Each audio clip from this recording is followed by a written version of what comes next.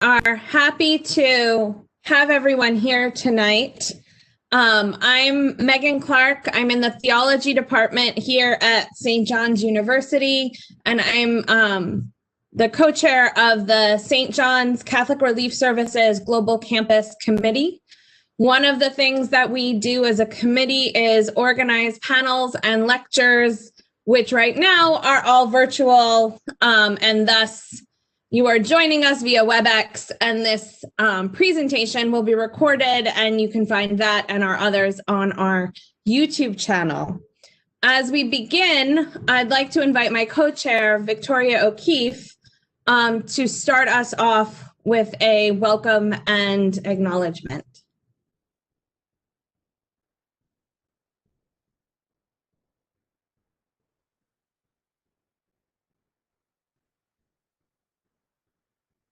Hi, everyone. Good evening.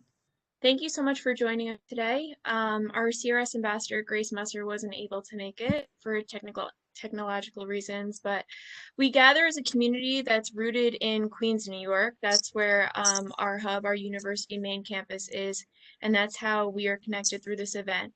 And so we begin with an acknowledgement of the past, present, and future Algonquin people, upon whose land we gather, work, live, and serve our communities, including the Shinnecock people of the land that is Queens today. We give reverence to the wisdom of elders shared with us today in this virtual world, and so we begin. Thank you. I am very excited for the people we have with us, and I wish to ask, before I realize I haven't introduced them yet, but I'm going to ask Aiyana Smith if she will, as our elder, lead us in prayer, and then I promise I will introduce each of our panelists. Thank you, Megan.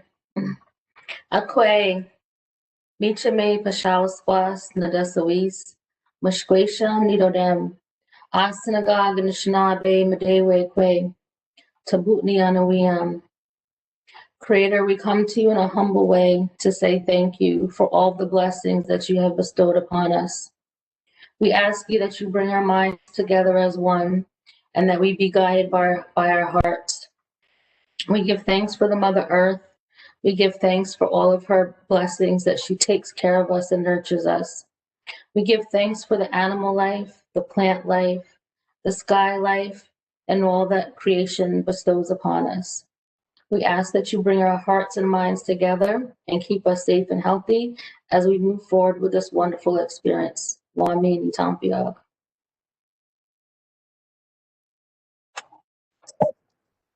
you, Aiyana. Aiyana Smith, who you just heard lead us beautifully in prayer, is Executive Director of Tribal Operations of Shinnecock Indian Nation here on Long Island, an Executive Director of Blossom Sustainable Development, a nonprofit whose mission is to restore balance and harmony to the earth through ecotherapy, a modern rendition of the traditional Indigenous ideal to seek connectedness through nature.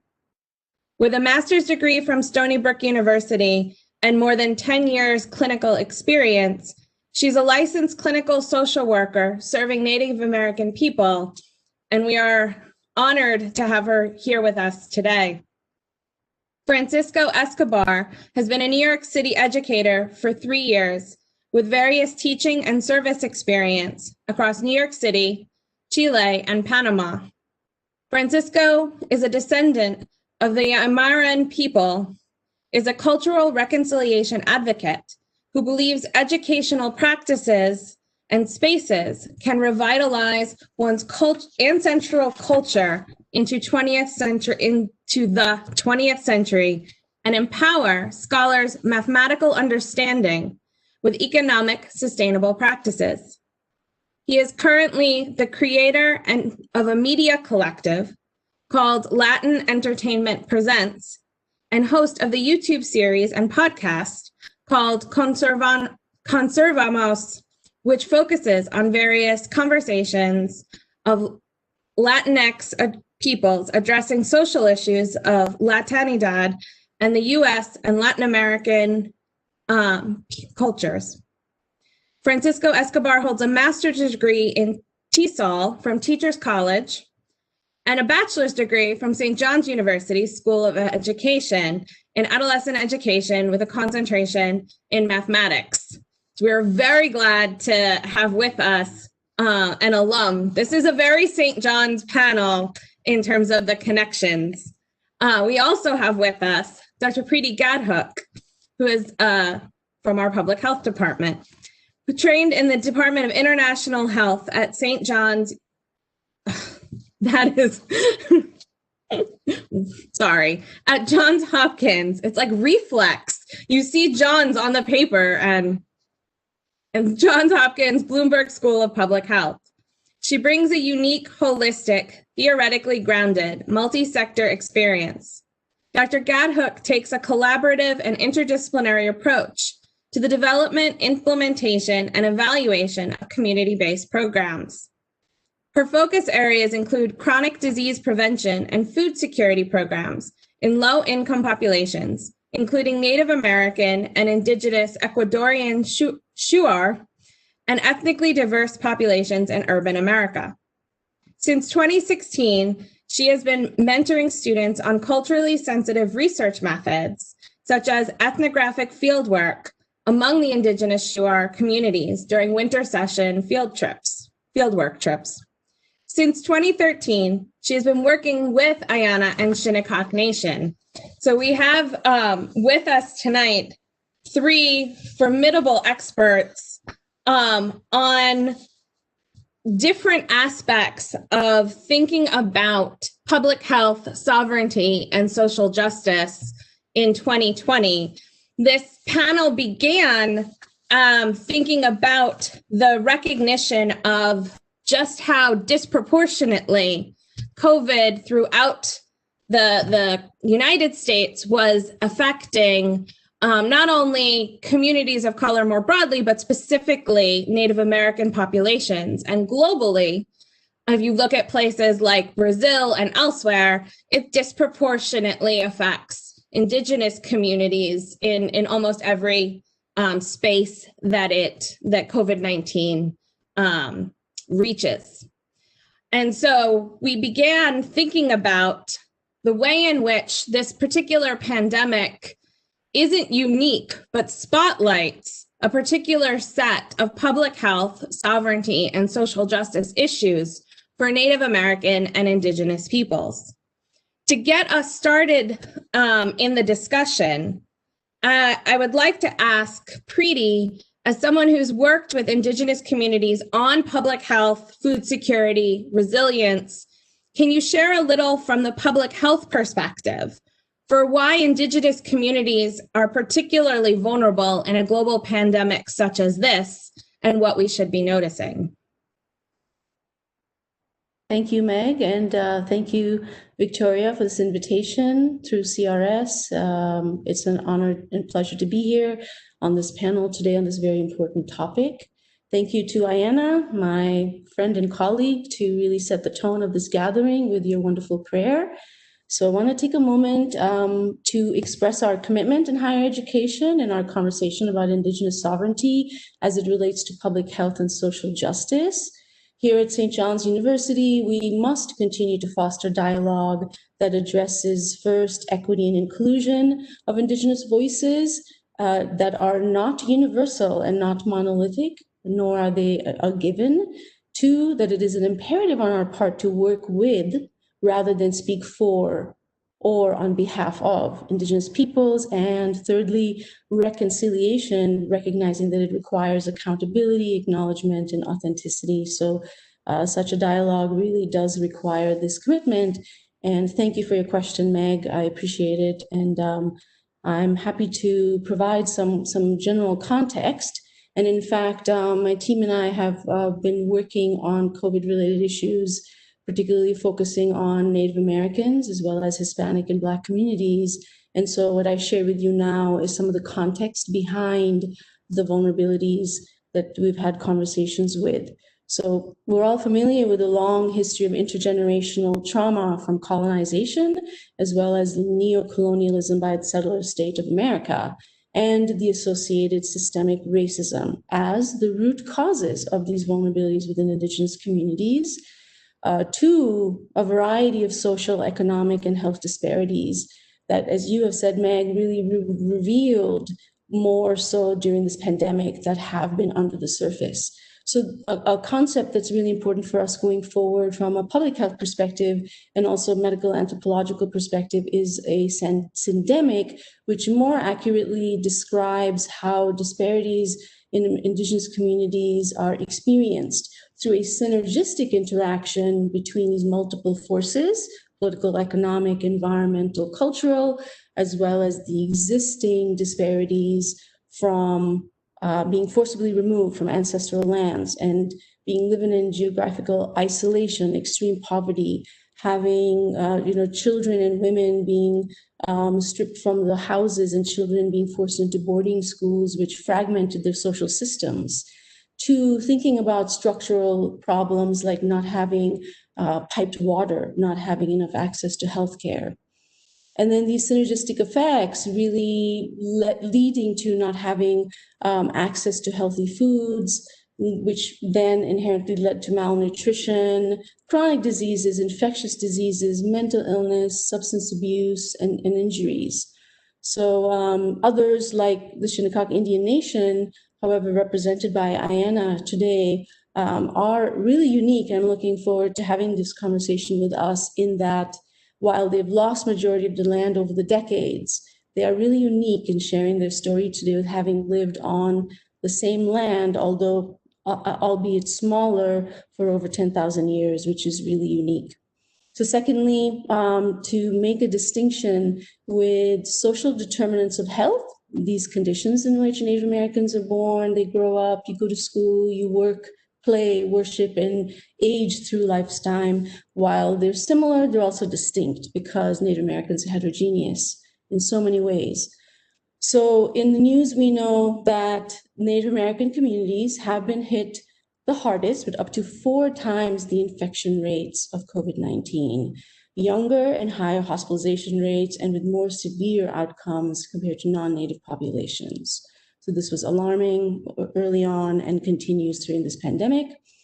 Even before COVID-19, we've seen a greater impact in terms of influenza and the H1N1 pandemic as well. So despite having protective factors such as low population density and other protective factors that we'll talk about, Native American communities have experienced difficulty with the public health messaging. There's more to be done there. Mandatory lockdowns, quarantines, contact tracing, and social distancing, a lot of which does not jive well with traditional cultural practices, or it is at odds with it. Also, many Native Americans may not even have access to appropriate public health information. Think of elders who may be speaking their language, whether it's Navajo or Ojibwa, and they're more comfortable recognizing language, their own native language, rather than English. So that has led to some concerns. And then bringing it to the New York City metropolitan area, our preliminary findings have found that food insecurity is higher, healthcare insecurity is higher, and job insecurity is much higher among urban Native Americans too, which is a topic for another conversation. And then lastly, Indigenous communities have also been vulnerable because of past harms from researchers and scholars, and their lack of equitable engagement and lack of shared power, lack of accountability, lack of recognizing authenticity in engaging with communities. So as we'll discuss later, there's a clear need to respect traditional knowledge and acknowledge sovereignty. And what we'll talk about is supporting strengths-based and participatory work. And I will lead this next to Aiyana, who is best in terms of speaking about the Shinnecock Indian Nation. Thank you, Preety. And I expect later we'll get to how all of that impacts not only the immediate response, but what we're now getting to finally start to talk about, which is what might happen when we get a vaccine.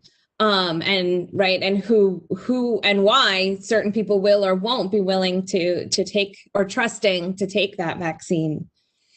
Aiyana, as Preety mentioned, the rates generally have been almost 4 times the non-native population in terms of COVID impact.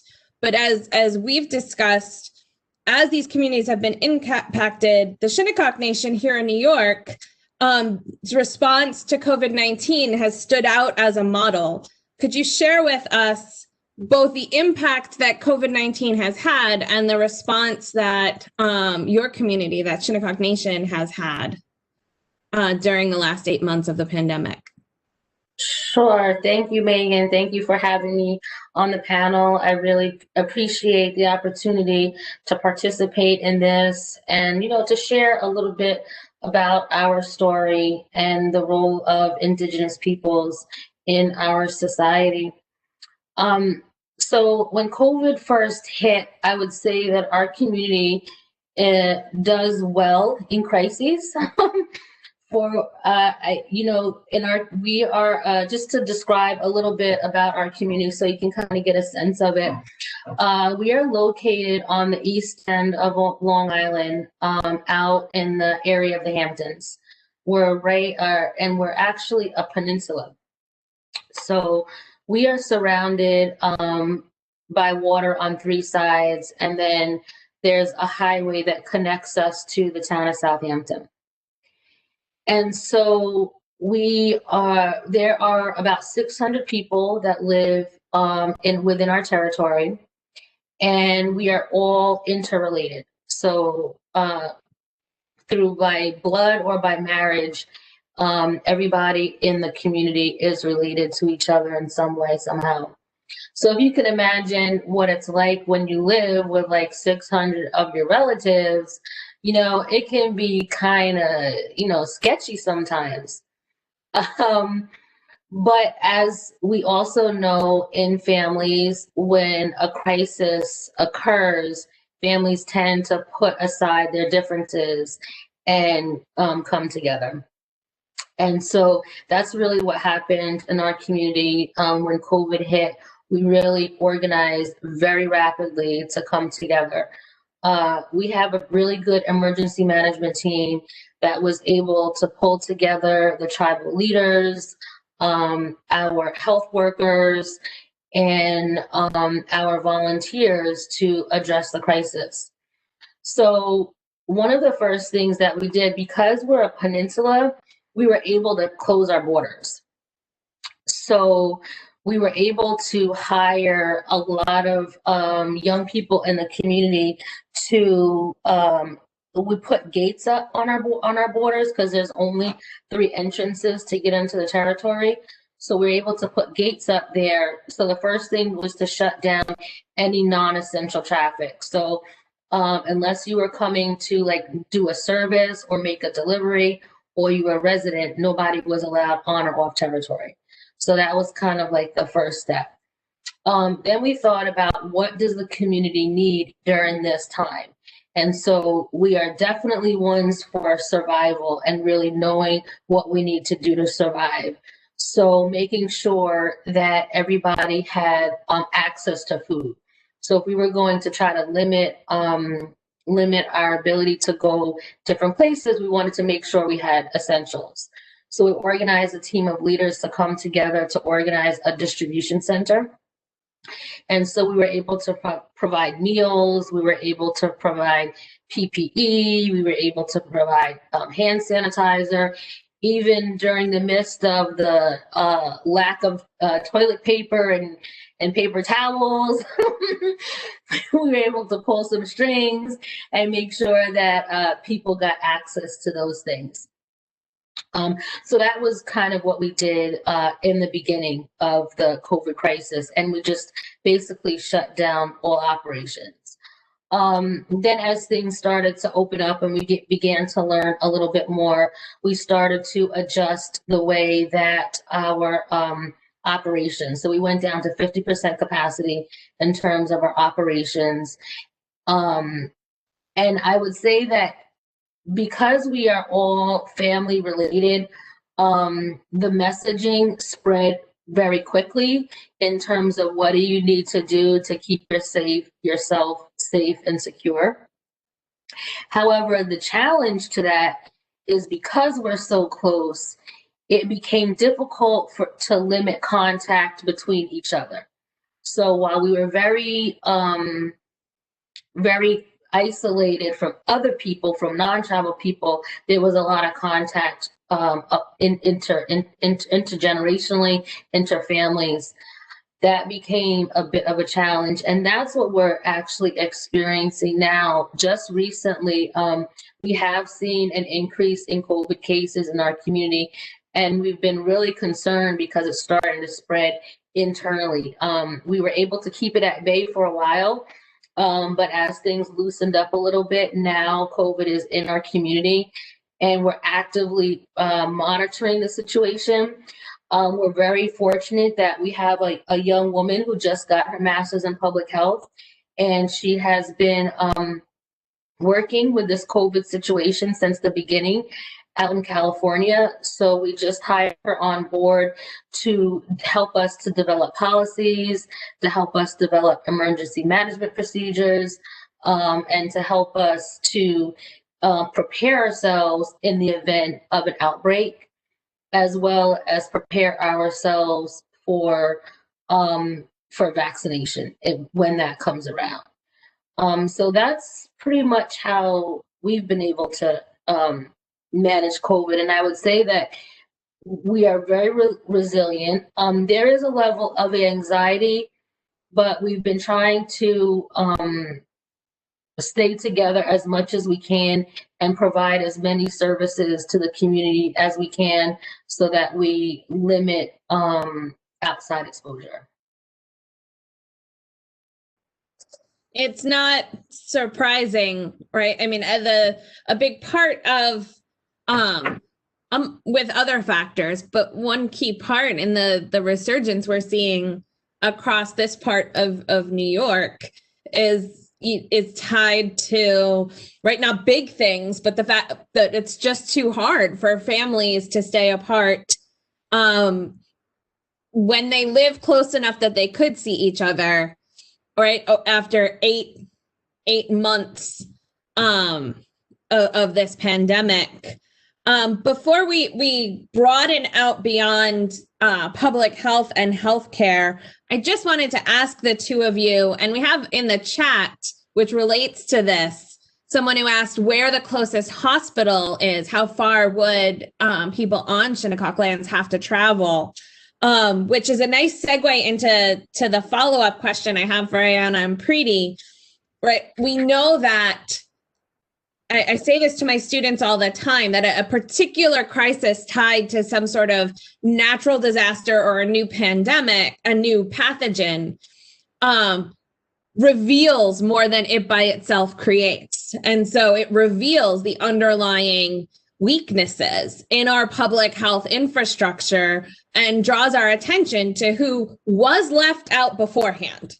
It's not just that they're left out as COVID gets addressed, but they were left out beforehand.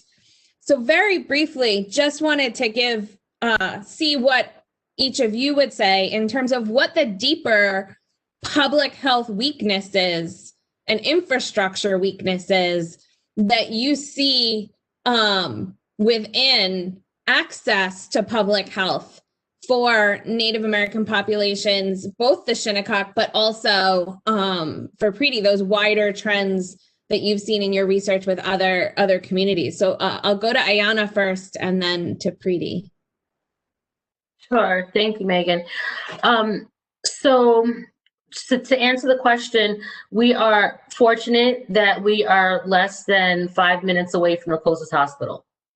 We're probably about 40 minutes away from Stony Brook University Hospital, which we use as well.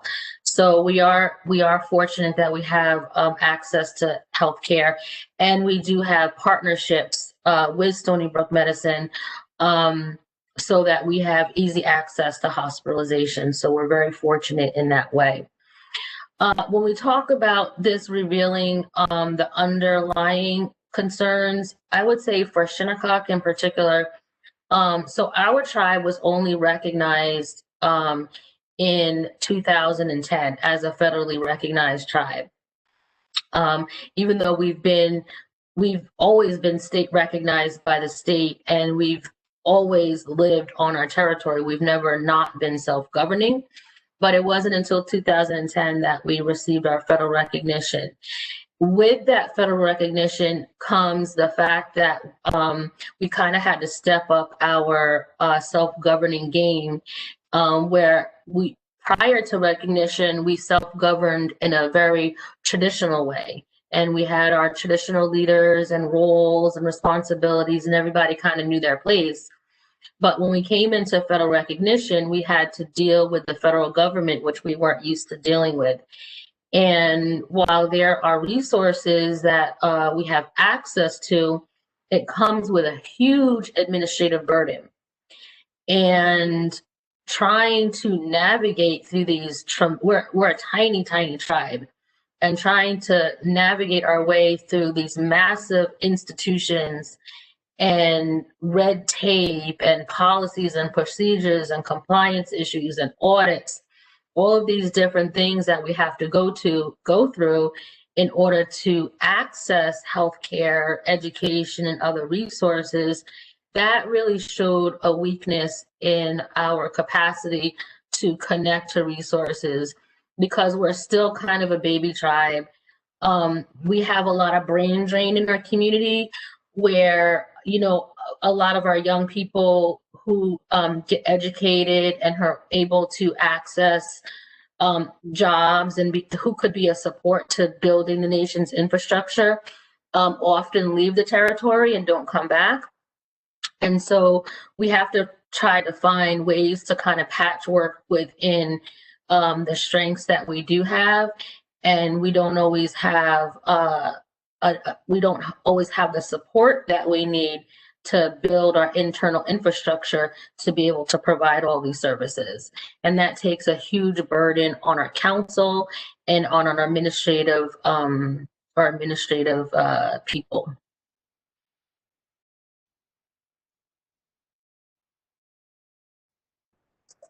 Thank you. And I know I asked Preety, but I don't want to say something, and I'll come back to that. But because Aiyana brought up brain drain and education, I want to continue that thread and bring Cisco into the conversation, precisely as an educator. Cisco, you focused on how educational spaces can foster cultural awareness and resilience. Can you share a little about your work and how you think about education, including even math education, as something that can build cultural reconciliation and resilience?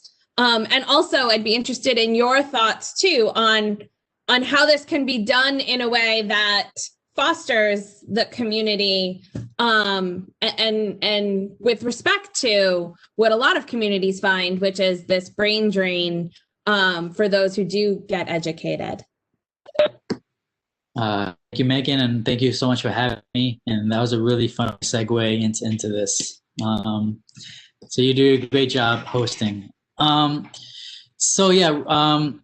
With this, from culturally responsive to culturally conciliated, the first question I'd always ask myself, as well as like interested in doing this work, is where are you at implementing these practices in your own life first?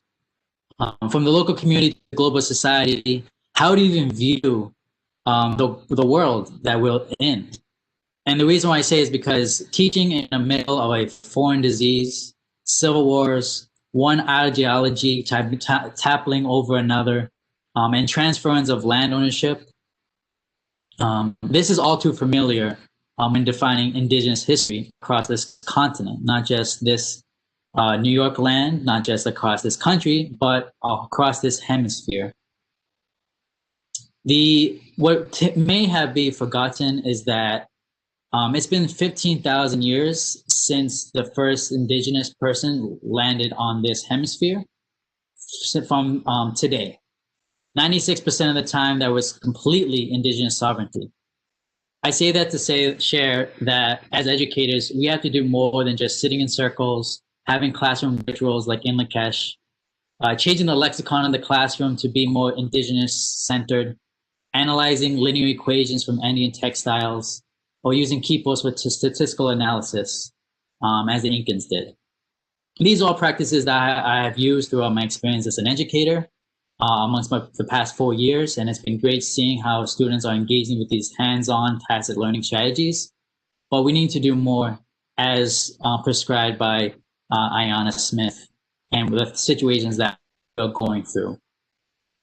And not to mention also, just to share, looking at the stars and asking yourself, what does it mean to be a Virgo mathematically? Because there's lots of linear equations, parabolas, quadratic equations, and exponential growth that you see within stars. Not to mention knowing thyself, who am I mathematically, through a Sankofa math lens. So a lot of this really comes from like who you are at first, and then how can that relate to students and how they're conceptualizing what we're living in right now. Because as mathematics is a universal language, if we really want to build a space of cultural reconciliation and resilience, then I would just strongly suggest we tap into what builds nations and the spirit. Because that's exactly what indigenous people were doing before pre-92, and that what has been prevented and continuously being prevented ever since. I'm close with like this Aymaran saying, translated to the projects of the future is made from pieces of the past.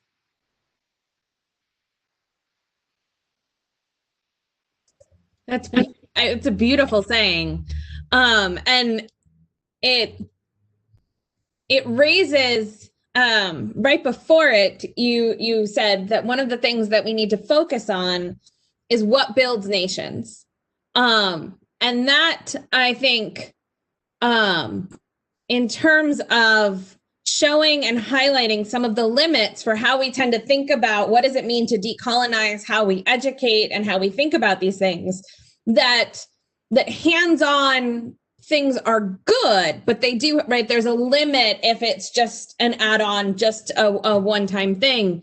And one of the things that places where these gaps get highlighted is in the question, is asking the question, what builds nations? And what does it mean to respect nations that were here before the United States of America? And that raises questions not only of social justice, but also of sovereignty. We saw this over the last couple of years come to a head out west in the confrontations over the North Dakota Access Pipeline and the Standing Rock encampment and fights over who has access and who has control over what does or doesn't get done with the natural water source for multiple peoples, but the only water source for a particular set of people. Right now, out on the East End, there's a Shinnecock encampment called Sovereignty Camp, protesting the lack of sovereignty over economic development in its relationship with New York State. And this challenge of our attempts to talk about diversity and inclusion often tend not to recognize that Native American and Indigenous populations aren't just an ethnic set of ethnic groups alongside others, but are in fact nations, are in fact their own sovereign people. And I'd like to hear more of your thoughts, Aiyana, on this question of sovereignty and how this is important to how Shinnecock Nation is developing and the challenges that come from the fact that a lot of U.S. structures and how we talk about diversity and how we talk about even just counting things tend not, or approach a pandemic even, tend not to quite recognize that you are not just an ethnic group, but sovereign people. Yeah, thank you. That's a big question. And I'm going to try to break it down in a short period of time the best way I can. So when we think about Indigenous peoples overall, for me, what it means to be an Indigenous person is that you have a relationship with your landscape. And all Indigenous cultures, they build their community, their culture, their language, their way of life, their food systems, their economic development. They all build that from their original land base. Because of colonization and because of forced removal, armed forces, disease, all removal, all these different things, Indigenous peoples have had to be spread all over the continent. They've been forcibly removed into new places where they had to reestablish themselves as groups of people and trying to hold on to everything that they know true and adapt and accommodate to the current surroundings. These peoples all have very different histories. And the way that the United States federal government looks at Indigenous peoples, there's like different levels of classifications. So you have a person who's maybe just an Indigenous person that self-identifies, that knows they have a history, knows they have a story, and a family connection of being an Indigenous person in relationship to a particular tribe. Then you have tribes that recognize other tribes. So they might not be formally recognized by other governments, but they may be recognized by other tribal governments. So for example, on Long Island, there are several other nations beyond Shinnecock that Shinnecock will recognize as sovereign nations. So for example, the Montauk Indians out on the east end of Long Island, they're not recognized by the state of New York. They're not recognized by the United States. But we as a nation, as Shinnecock, recognize them because we know them, we know their history. They still have a political system. Then you have tribes that are recognized by the local states, but whatever state they're in. And there's a government to government relationship between that tribe and the state. And then you have the federal recognition where you have tribes that are recognized by the federal government and they have a relationship with the federal government. And so it can get very complex and sometimes pits tribes against other tribes because of all of these different levels of recognition. But what's important to remember collectively is that it is all about our relationship to the earth. It's all about our relationship to the landscape, to the environment. And that's true regardless of whether or not you're an Indigenous person or a non-Indigenous person. As human beings, we have all been placed here some way, somehow, based upon the stories that your culture tells you. And we have a responsibility and an obligation to protect and preserve whatever landscape that we're on, because that is what provides for us. That is what sustains us. That's what allows us to exist as human beings. And so when it comes to issues of sovereignty, Native nations maintain, especially, in North and South America, continue to sustain that deep-rooted connection with the natural world, as well as the political systems that have evolved out of that relationship to the natural world. So it's beyond just saying checking off a box when you're completing the census. It's really about that political relationship of how you're going to care for, protect, and provide for essentially extended families, because that's really what tribes are. They're extended families and social and political systems, and should be treated as sovereign entities that have the right to be able to decide for themselves how they're going to develop their communities. Thank you. The one area that I hadn't thought of is the navigating the sovereign relationships between tribes, and right, so there's parallel networks that are separate. As someone who grew up in Babylon, I was surprised when you said that Shinnecock didn't get federal recognition until 2010, because I grew up knowing that I wouldn't have guessed that, precisely because it was always the known, recognized nation that was Babylon's pretty far from Shinnecock and the Hamptons, but you are the closest recognized. So that relationship between, and the challenge of, and the politics, right? It's not accidental who does and doesn't get government recognition, and all of the things, positive and negative, that go along with that. One of the things that we're seeing, and Standing Rock was certainly an example of this, is that as one big tool that has come about is social media. And the way in which people are able to be more connected and know more about what's going on within other communities, including other Native American nations within the continental United States. Cisco, when your work specifically tied to advocacy and social media, how do you see this as social media as something that can be a greater venue for pursuing social justice and greater connectedness and sovereignty among Indigenous peoples, especially Indigenous young people who also still may be moving around to go to school and afterwards?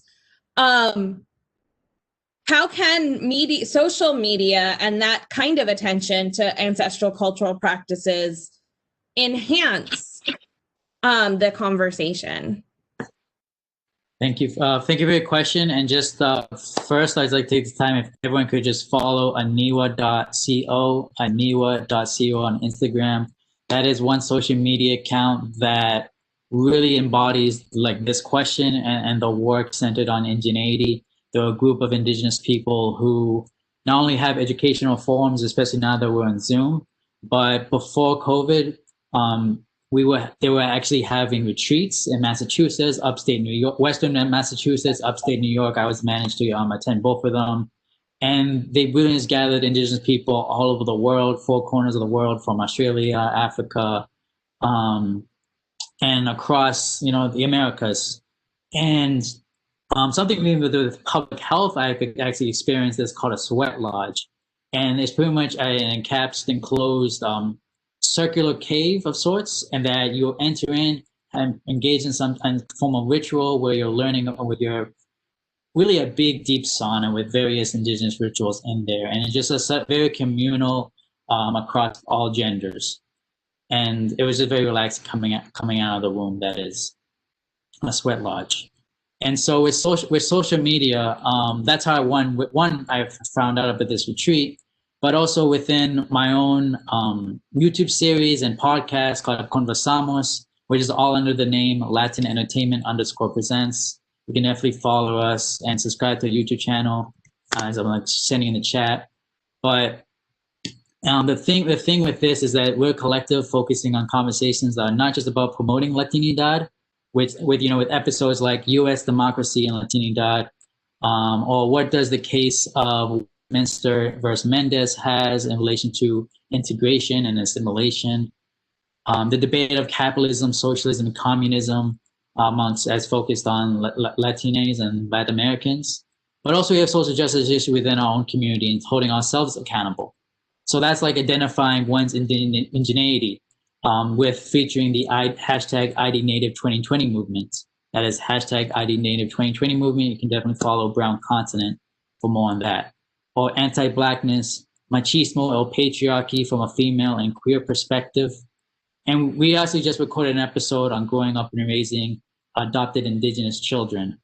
and how is that played around as we're navigating, the traditional white spaces that we grew up in, but as a child to now moving on into like a pre-adult or even adult case, and navigating spaces now. And so we really call forth a lot of social justice issues that connects one to another. Within this, there's been various podcasts and YouTube series that peers that I have helped and supported in creating their own podcasts, so their voices can be heard and shown without even me being connected to it. And that's been just a joy to see that type of growth amongst community members. And if you're interested, this is an additional link. Google Docs will kind of teach you how to create your own YouTube or podcast so that you too can share your own voices and such. Thank you. It is one of the things that we are really, the pandemic has forced us to really push to not just embrace, but also, right, see the possibilities that technology can have, because so many of the more traditional ways of connecting with people aren't currently an option. And so I one of the things that I hope comes out of this is that connections that that get made that way, that wouldn't have been made in the first place, that if in normal times when you don't have a pandemic and you're going about your daily life, the spaces that you're in may not have had you cross paths with people in other places in the same way, or ideas in the same way. And there's a possibility to this moment, as well as a whole lot of challenges that come around as well. One thing that I wanted to highlight, and it kind of circles us back around to the question of public health before I raise a couple of questions that have come in from the audience, is that tied up in both public health and sovereignty is the question of access to food and control over one's food. Food security and food sovereignty end up being not only a deep issue in terms of identity of a people, but it also ends up being a deep public health issue, and one that you, Preety, have done a great deal of work on. And so I just would ask you to speak a little bit about why and how food is so central to all of the things we've been talking about. And then I'll raise a couple of questions that have come in from the audience. Sure. Thank you, Meg.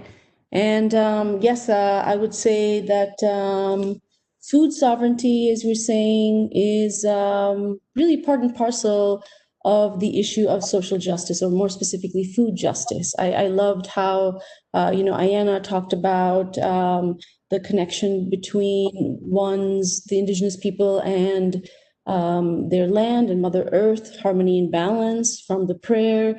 Those are all lessons that I've been listening to and talking about and working with the Shinnecock Indian Nation, also the Shuar.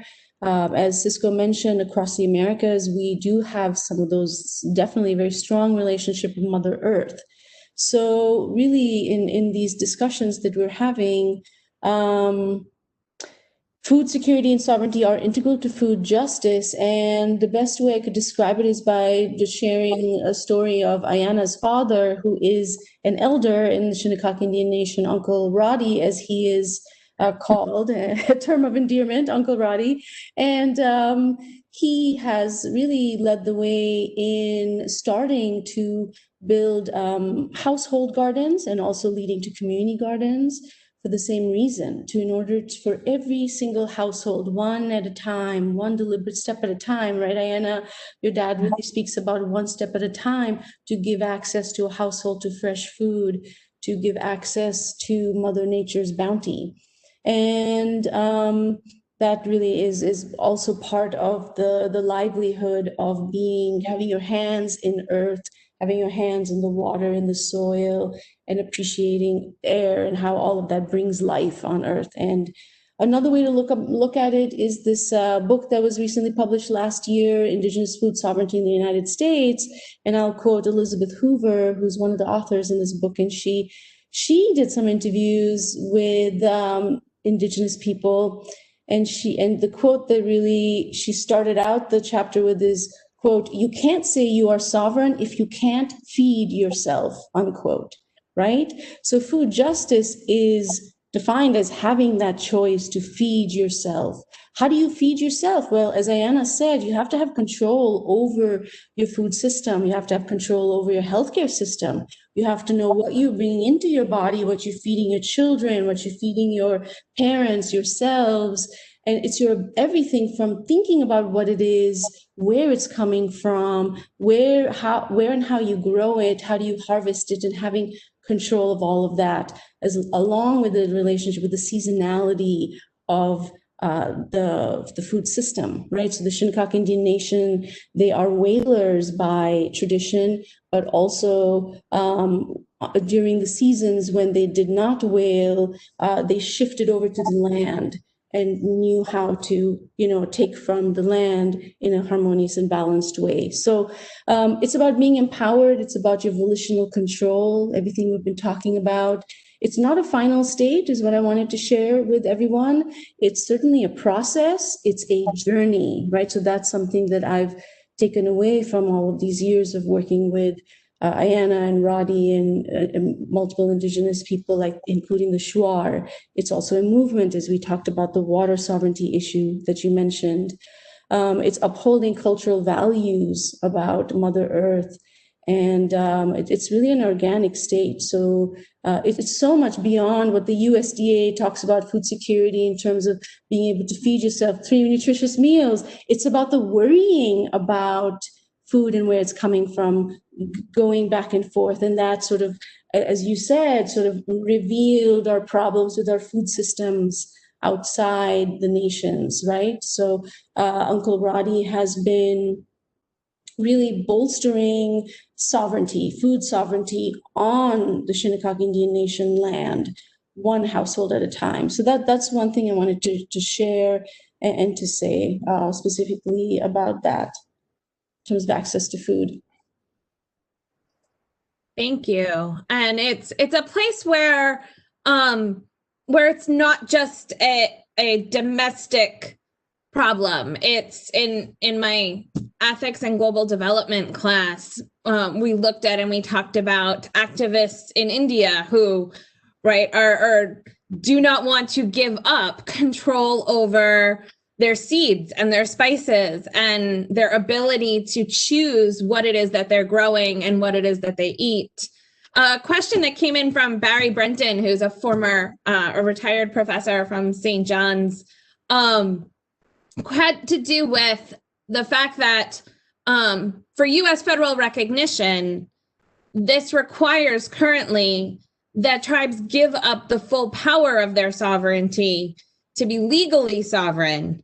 And he asks what needs to be done in terms of changing U.S. policy to restore full sovereignty and rights to Indigenous communities. And I'm going to throw on, before I call on you, Aiyana, at the end of the question, in the news today and this week, there have been growing calls calling for President-elect Biden to name a Native American Secretary of the Interior. And I'm curious to see if whether or not you think that would make a difference in how all of this gets handled.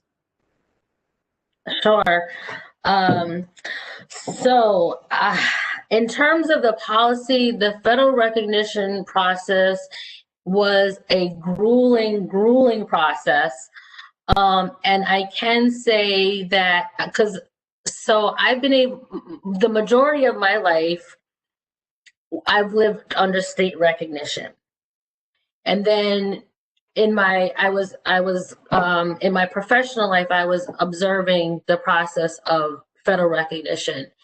And I can say, having worked under both, I feel like we did lose some of our sovereignty when it came to getting that legal federal recognition.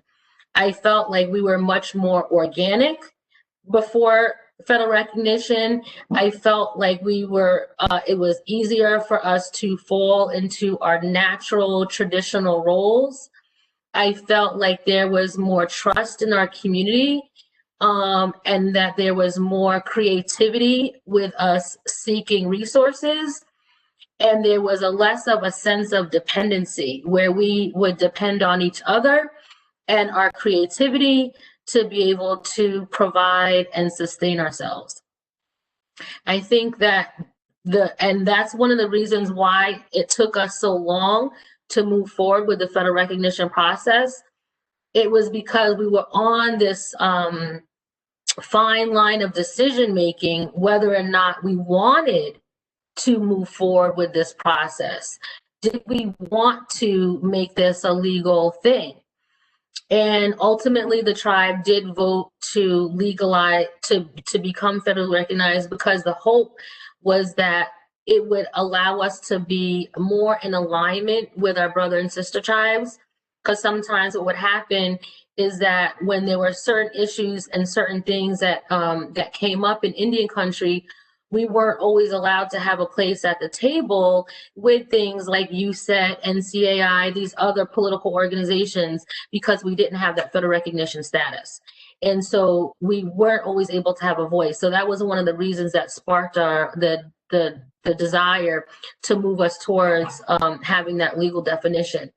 But we had no idea the level of strings that was attached to that. What's unique about Shinnecock is that we have not put our land into trust. We have not turned over our land. There's been talk about it. It's still up in the air. There's a lot of services that we're not eligible for because we have decided not to put our land into trust at this time. And so that level of sovereignty are able to sustain that. We are able to clearly hold on to that level of sovereignty. We don't have, like, for example, we don't have police intervention. Our laws are our laws. We have been able to maintain that, and that's because we've decided not to put our land into trust. Where we go from here, like Preety was saying, it is a process. We learn as we go. We pick and choose. One of the other things that we decided to do is that when we wrote our Constitution, we did not have the federal government come in and put their seal of approval on it. We developed our Constitution. We updated our Constitution and our governing system and gave it to the federal government and said, this is who we are. This is how we're going to govern ourselves. We're not asking your permission. We're telling you this is what we're going to do. So that's really the position that the nation has taken, is that we're not going to just allow the feds to come in and the way they have done with so many tribes. We've been at this long enough to know, and we're blessed that we're coming at a time of self-determination. The federal policy is a policy of self-determination. So we don't have the baggage that a lot of the older tribes have of the Indian Removal Act and the IRA contracts and all of that kind of stuff. I would love to have a Native person be in the Department of the Interior. I think that would be amazing because I work with the BIA all the time.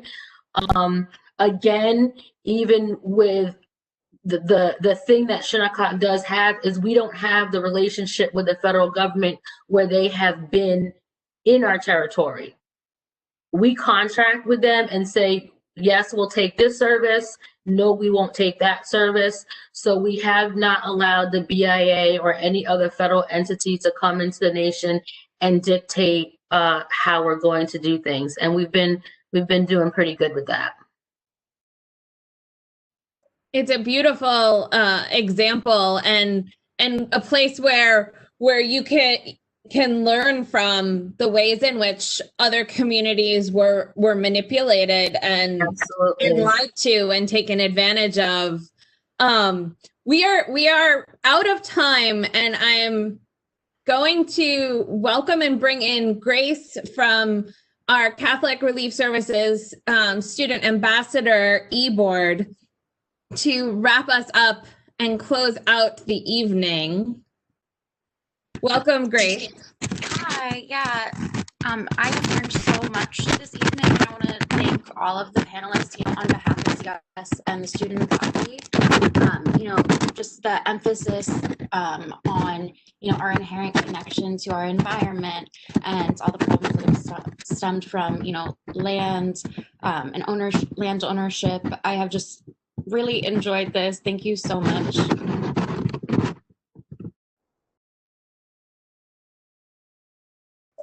I want to thank everybody who attended, and this will be up on our YouTube channel for anyone who wishes to share it and talk more about